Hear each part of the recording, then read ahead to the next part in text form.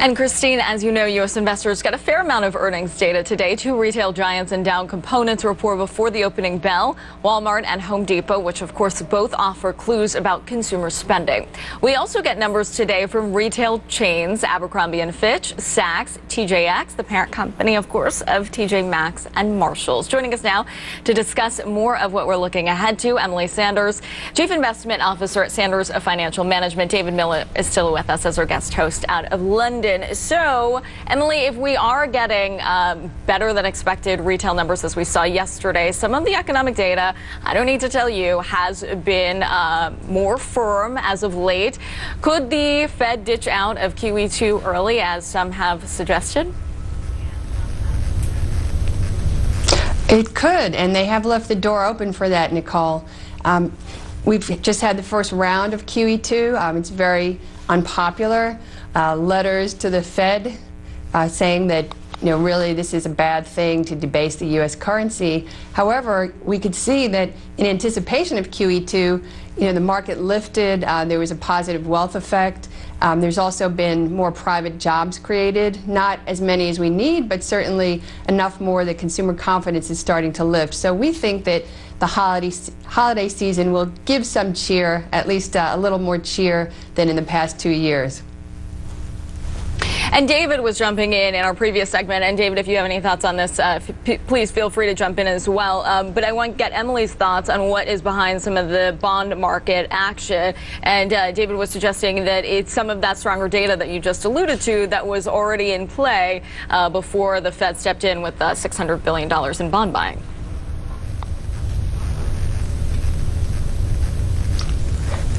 Yes. Are you asking me, Nicole? Yeah, so what's behind the bond market action, in your opinion? Is it that, or is it something else? Is it corporate debt issuance? Is it Moody's coming out? Is it inflation running away? Well, inflation isn't running away, at least not in the U.S. There actually, is a great fear of deflation, and there has been deflation clearly in the housing market, which is a large part of Americans' wealth and feeling of wealth. So really, the bond market had already anticipated QE2, and at this point there's not much left to go other than for rates to go up. So it is a bit of a conundrum that after the first QE2 purchases, some rates did go up on bonds, but really it's not something too surprising because of all the hoopla leading up to QE2. David? Yeah, I'm really encouraged by the comments you made about the consumer. I mean, do you feel that's sustainable beyond the holiday season? It's nice to be a season of goodwill, but it'd be nice to think this is sustainable into 2011. Not really sure about that, David. It seems like the consumer wants to buy while prices are still low, and many retailers, like Walmart is offering free shipping, and other prices are being slashed well before Thanksgiving. So I think there's somewhat of a sentiment among consumers to get it while you can. However, really the overall economy in the U.S. is not healthy. Real wages haven't gone up. Unemployment, as we know, is still lingering very close to 10%. And so once all that sinks in after the holiday cheer, we're not really expecting, an over-exuberance of retail sales in 2011. I suppose it's just not an over-exuberance on the economy. This is the point William Dudley was making in the interview, Emily, to Steve, saying, look, we need a lot of months of non-farm payrolls at 200,000 to 300,000 before we remove the slack. So do you buy that argument?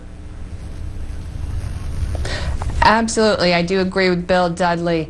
If you look at, the birth and death numbers that the U.S. government uses in computing unemployment statistics, and if the economy continues to grow around 2%, which it appears to be, given all the extra push that the government and the Fed is giving it, then it would take 6 years to regain those 8 million jobs that were lost in the 2008-2009 debacle.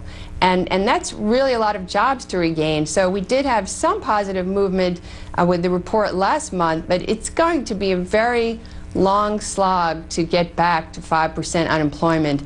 And even if we had 3% growth in GDP, it would take 4 years to gain back those 8 million jobs. So when you contrast it to a country like China, for example, that is adding, due to demographics, 25 million jobs per year, you know, it's going to take a very long time for the U.S. to gain back those 8 million jobs. And there's all kinds of things the U.S. can do, but so far all the things that have been tried, including the deadlocked Congress, really isn't helping one iota. The Fed can't raise employment. Yeah. You know, there aren't any public works projects.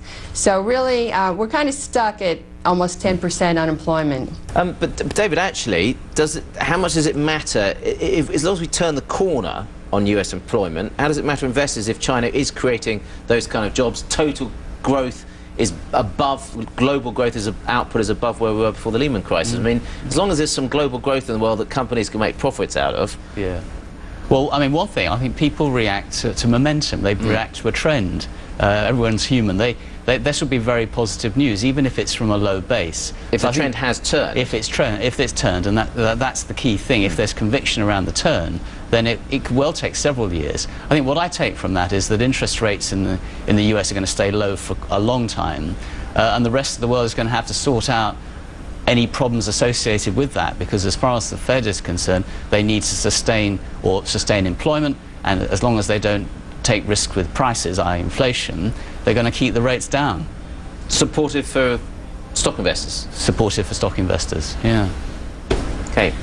All right, Emily and David, stick around. We have another segment with you guys looking ahead to the day of trading on Wall Street. And we will also discuss a little ode to iPod owners. It's time to twist and shout. It has been a long and winding road, but the best-selling band of all time may be ready to end their digital download holdout. Will the Fab Four's expected announcement please, please, please me and other music lovers? And I don't know if I could smash any more Beatles references into that. We'll have more details out of the break.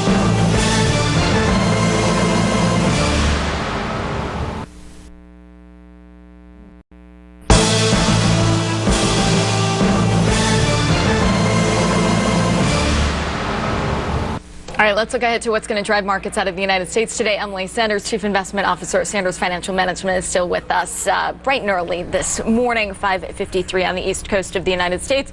It's looking like a meat and potatoes kind of day, meat and potatoes kind of week. We had the candy with the Fed and $600 billion pumped into the system. And now it seems like investors are looking for their dose of spinach, the dose of vitamins, with the likes of PPI today, CPI coming out tomorrow. What's your pulse check there? Yes, we expect PPI to, modestly increase. There has been some rise in the price of raw materials, but really inflation has been subdued, so we're not really expecting any big surprises there. And as you mentioned earlier about the retail sales, all of the major retailers that are announcing today, and there are about 5 or 6 of them, are expected to have earnings and revenues higher than they were in the previous period. So there is an uptrend there on the retail side and a slight uptrend on inflation. So as you say, a bit of meat and potatoes today. Probably the news in China is bigger than what's going on in the U.S. All right, Emily Sanders, Chief Investment Officer at Sanders Financial Management. Always great to see you. Thanks so much for joining us live from my old stomping grounds in Atlanta. Let's take a quick peek